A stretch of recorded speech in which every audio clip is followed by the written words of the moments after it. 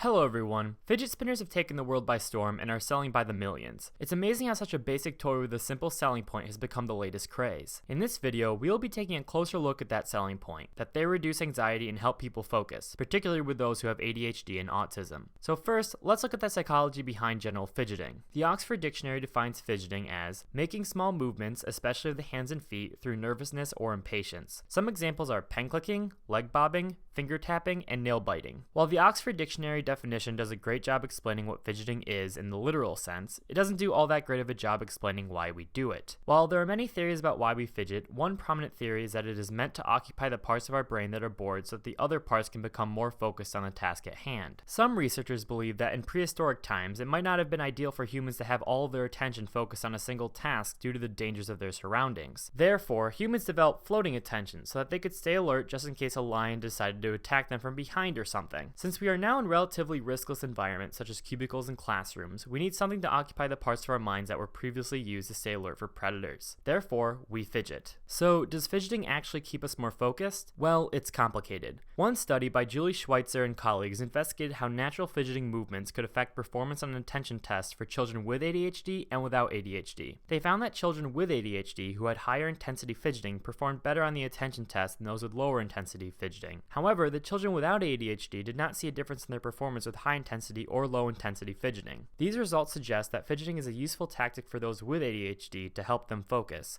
and not so much for those without ADHD. In fact, a study by Dustin Sarver and colleagues suggests that those without ADHD could actually perform worse when they have increased motor activity during a task. In their experiment, the researchers gave boys ages 8 to 12 a set of random numbers and letters. The boys were asked to repeat all the numbers in order and then the last letter of the set. They did this while sitting in a swivel chair. They found, just like the Schweitzer study, that those with ADHD performed better the more they moved around in the chair. However, they also found that those without ADHD actually performed worse on the tasks the more they moved around in the chair. While these studies give us great insight as to how children with and without ADHD perform on certain tasks with certain fidgets, further research is definitely needed on this topic. Speaking from pure personal observation, there are plenty of people, myself included, who have not been diagnosed with ADHD who fidget to help focus on things, and it would be interesting to see more studies done with varying age groups, fidget tasks, and performance tests. Now, what about fidget spinners? I've read a lot about the science behind all different types of fidget toys. Fidget spinners, fidget cubes, you name it. Basically, from what I've read, I can tell you that the scientific community has come to the conclusion that it is misleading to tell people that fidget spinners specifically are anything but a toy, because there hasn't been any empirical studies conducted on its effects on keeping you focused, reducing your anxiety, etc. When you think about it, this makes a lot of sense. People fidget in all different kinds of ways and have been doing so for thousands of years. This is independent of any sort of gadget and is completely free to do. But fidget spinners are trying to sell you on the idea that you need them because they are a fidget toy that are specially designed for fidgeting. This simply has not been tested empirically, and there isn't a particular special property about this toy that makes it ideal to fidget with compared to other things you could find in an office or classroom. In fact, Julie Schweitzer, one of the lead researchers in the first fidget study we talked about, has even said, "There are other ways of fidgeting than these toys. I can't say that they for sure don't work, but there's no evidence to support that they do, and it's obvious they're going to be distracting to other people." Psychology gets a bad rap with bad science, and too often products like these are marketed to be a sort of solution for something going on in our minds. While I'm not saying that fidget spinners can't help keep you focused or be a good solution for what you need it for, I am saying that until research is conducted on this particular device, it is misleading to market it like it's being marketed now. But who knows, maybe some researcher is doing a study right now on fidget spinners' effects on focus and anxiety, and we'll see some interesting results. Do you have a fidget spinner? What has your experience been like with it? Comment below and share your thoughts. Thanks for watching, and I'll see you next time.